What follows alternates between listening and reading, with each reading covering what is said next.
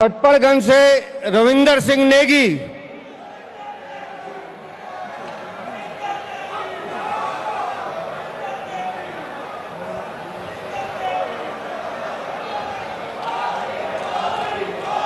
पटपड़गंज से रविंदर सिंह नेगी। क्या हो रहा है हमारे देश में? देश के प्रधानमंत्री को कुछ गरिमा है कि नहीं? कौन है वो आदमी? इस देश का प्रधानमंत्री अगर एक उम्मीदवार के सामने झुक जाता है तो देखो ये किसके सामने कभी भी झुक सकते हैं। पुष्पा का एक डायलॉग मुझे याद आ गया कि झुकेगा नहीं साला। वो फिल्म है, उसमें वो डायलॉग चल जाता है। प्रधानमंत्री पद की कुछ गरिमा है कि नहीं? देश का प्रधानमंत्री अगर किसी पार्टी का टिकट देने के बाद उस उम्मीदवार के पैर अगर 3 बार पड़ता है, बड़ा कौन है? प्रधानमंत्री इस देश का बड़ा है या एक पार्टी का इलेक्शन में खड़े रहने वाला उम्मीदवार? पैसों के लिए या प्रतिष्ठा के लिए हम क्या खो बैठते हैं? मोदी जी ने जो किया वो सही किया या गलत किया? छप्पड़गंज का वो उम्मीदवार इस देश का भगवान है, मोदी जी का भगवान है या कौन है? प्रधानमंत्री की कुछ गरिमा होती है कि नहीं? प्रोटोकॉल कुछ होता है कि नहीं? आपके कितने भी अच्छे या बुरे संबंध हो, लेकिन आप अगर उसके पैर छूते हैं, ये देश के लिए बहुत शर्मनाक बात है। और मुझे ये लगता है कि देश के राष्ट्रपति हो, देश के प्रधानमंत्री हो या किसी राज्य के मुख्यमंत्री हो, उस राज्य की, उस देश की गरिमा होते हैं। और वो अगर दूसरे लोगों के पैर पड़ते हैं 1 बार 2 बार 3 बार, और वही आदमी आपके दाहिने हाथ से सिर्फ पैर पड़ने की कोशिश करता है, तो आप देख लो आपकी क्या गरिमा। उसने उसका सम्मान किया या उसको नीचा दिखाया? ये इसी बात पर हम चर्चा करेंगे। मेरे प्यारे भाई और बहनों, सबको मेरा नमस्कार। मैं संतोष शिंदे इस सामाजिक विचार मंच पर देश के अलग अलग मुद्दों पर हम बातें करते हैं। दिल्ली का चुनाव शुरू है और दिल्ली के चुनाव में हर एक पार्टी अपने अपने उम्मीदवार खड़े करने के लिए और उनको चुन के लाने के लिए अलग अलग नया नया तरीका आजमाते हैं। आज तो हद हो गई। हर एक उम्मीदवार जो दिल्ली विधानसभा क्षेत्र के अभी चुनाव लड़ने वाले हैं दिल्ली राज्य में, वो सभी उम्मीदवारों को हमारे देश के प्रधानमंत्री के साथ उनके पार्टी के कार्यक्रम में मुलाकात हो गई। और जो आपने शुरुआत में देखा, इस देश का प्रधानमंत्री अगर एक उम्मीदवार के सामने झुक जाता है तो देखो ये किसके सामने कभी भी झुक सकते हैं। पुष्पा का एक डायलॉग मुझे याद आ गया कि झुकेगा नहीं साला। वो फिल्म है, उसमें वो डायलॉग चल जाता है, लेकिन असल जिंदगी में इतना राजनीति का स्तर नीचे गिर जाता है, ये समझ में नहीं आता और समझने के भी बाहर है। और इसी बात पर हम चर्चा करेंगे। सबको मेरी यही गुजारिश है, वीडियो आखिरी तक देखें, ज्यादा से ज्यादा अपना ये यूट्यूब का चैनल ज्यादा से ज्यादा सब्सक्राइब करें, फॉलो करें। फेसबुक हो, यूट्यूब हो या इंस्टाग्राम, आप ज्यादा से ज्यादा सब्सक्राइब करें, फॉलो करें और हर एक आदमी के पास ये वीडियो भेज दे, शेयर करें, जिससे यही चर्चा देश के लोगों के जहन में आए कि हमारा देश का प्रधानमंत्री अगर पार्टी के एक स्टेट के चुनाव के लिए झुक जाता है, हम सहन करेंगे या नहीं, इसी बात पर चर्चा करेंगे। मेरे प्यारे भाई और बहनों, दिल्ली के विधानसभा के चुनाव शुरू है। हर एक पार्टी के अपने अपने उम्मीदवार की हर एक नई नई यादी सामने आ रही है। दिल्ली के चुनाव में आम आदमी पार्टी केजरीवाल जी हो, भारतीय जनता पार्टी से नरेंद्र मोदी साहब के नेतृत्व में उनकी पार्टी हो, या कांग्रेस की राहुल गांधी के नेतृत्व में वो भी चुनाव लड़ेंगे। इंडिया गठबंधन खत्म हो गया, एनडीए भी अपने अपने तरीके से अपना अपना काम कर रही है। छप्पड़गंज विधानसभा क्षेत्र से रविंद्र सिंह नेगी, उनको भारतीय जनता पार्टी ने टिकट दिया है। टिकट देने के बाद दिल्ली है, दिल्ली सबको जीतना है, और दिल्ली राज्य में जिसकी हुकूमत होगी पूरे देश में अपने ही हुकूमत चलेगी ऐसा लगता है। लेकिन पिछले 10 साल में अरविंद केजरीवाल जी की जो जादू है, जो उनका चुनाव चिन्ह झाड़ू है, सबको धो डाला, और 2 बार अरविंद केजरीवाल जी दिल्ली से मुख्यमंत्री पद पर विराजमान हो गए, बैठ गए। भारतीय जनता पार्टी ने बहुत सारे अलग अलग तरीके अपनाए, कैसे भी करके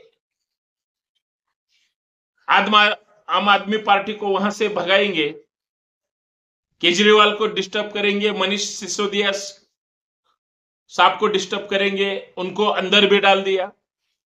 ईडी हो, अलग अलग घोटाले में उनका नाम लिया और उनको अंदर कर दिया। भारतीय जनता पार्टी हर एक स्टेट में, दिल्ली हो या झारखंड हो, महाराष्ट्र हो या पंजाब हो, दुनिया के किसी भी कोने में, तमिलनाडु से लेकर पश्चिम बंगाल तक और मध्य प्रदेश से लेकर जम्मू कश्मीर तक, अपने अपने तौर तरीके सत्ता में बैठने के लिए कुछ भी कर सकते हैं। ईडी हो, सीबीआई हो, अलग अलग एजेंसी हो, Bharatiya Janata party central government में सत्ता में रहने के कारण अन्य विरोधी पार्टियों को जितना हो सके उतना उनको तकलीफ देने का काम करती है। अभी केजरीवाल का सबसे बड़ा उदाहरण आपके सामने है। अभी अभी वो बाहर आ गए, बेल मिली, उनका खुद का मुख्यमंत्री पद भी गया। माननीय सुप्रीम कोर्ट ने कहा कि आप उस पद पर नहीं बैठ सकते, तभी आपको बेल मिलेगी। उन्होंने वो स्वीकारा, उनके ही पार्टी की दूसरी महिला वहां पे मुख्यमंत्री बन गई। अभी दिल्ली का चुनाव आ गया, क्या हुआ उस चुनाव में? हर एक पार्टी अपने अपने तरीके से, शीला दीक्षित जी जब मुख्यमंत्री पद पर थे, 3 टर्म वो उस दिल्ली राज्य की मुख्यमंत्री पद पर बैठे थे।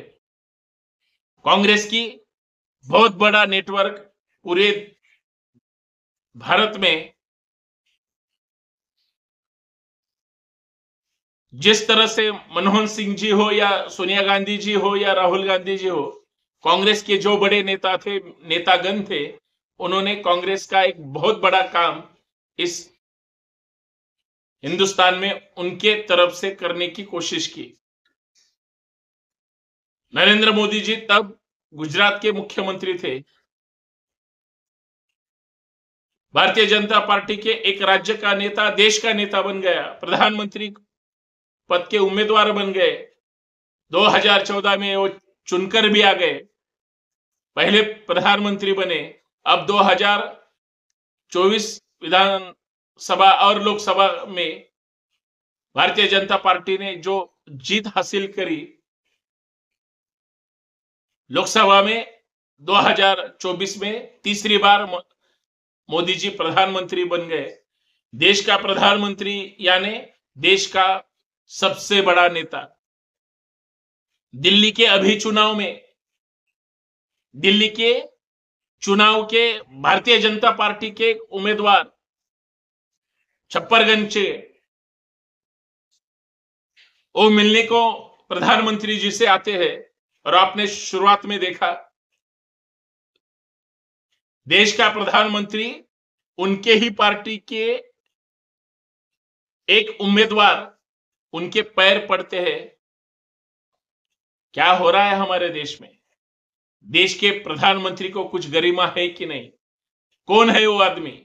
उनके पार्टी का एक उम्मीदवार 3 बार उनके पैर अगर देश का प्रधानमंत्री पड़ता है, बड़ा कौन हो गया?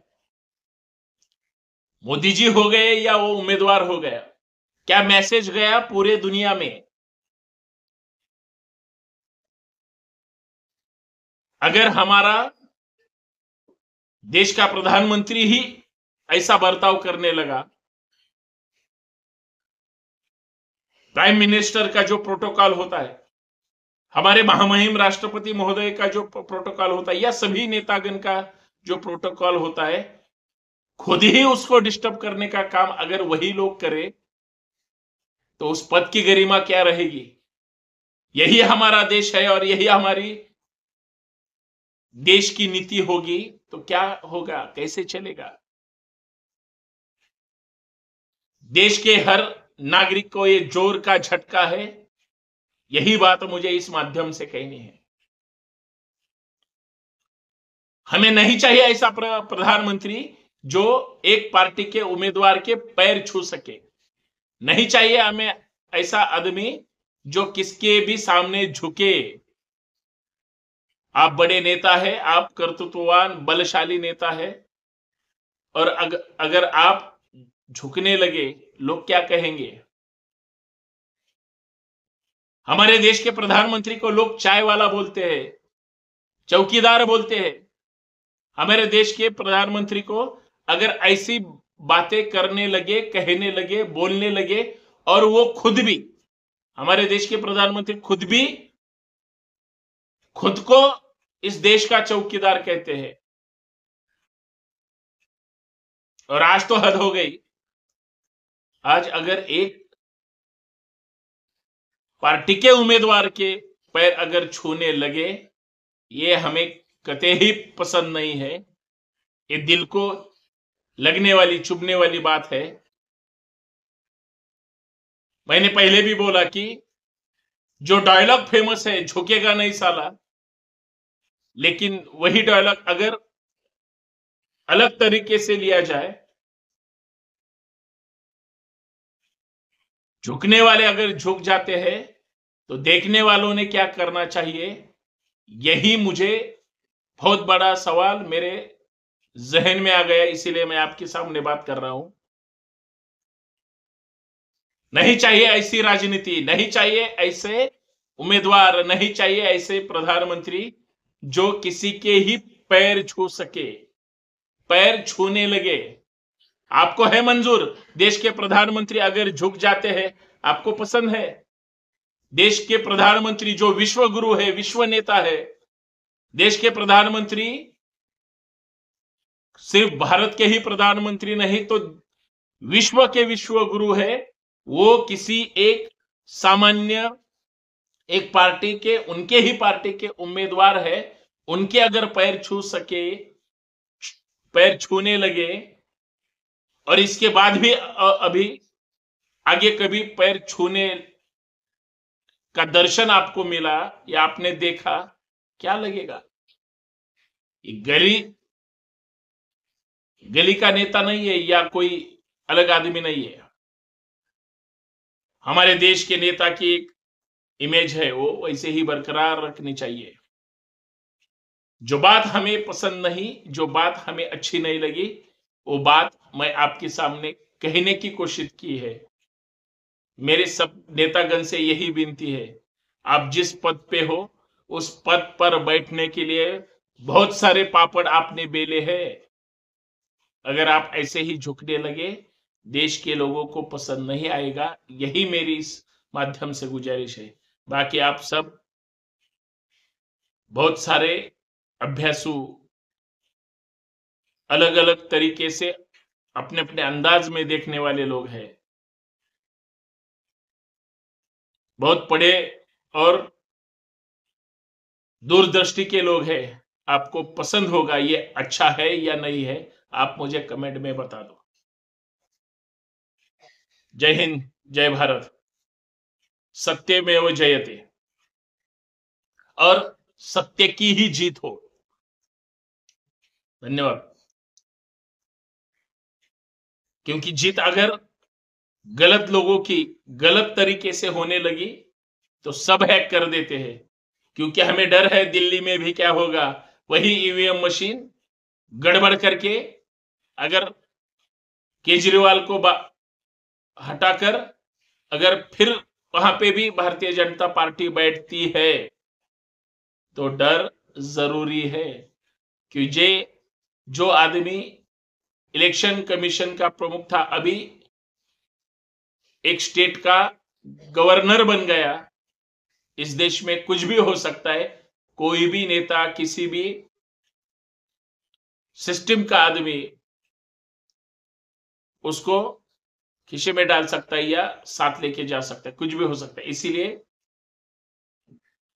ध्यान रखो और अच्छे लोगों के साथ रहो। कमेंट बॉक्स में बताओ ये बात सही है या गलत है। धन्यवाद।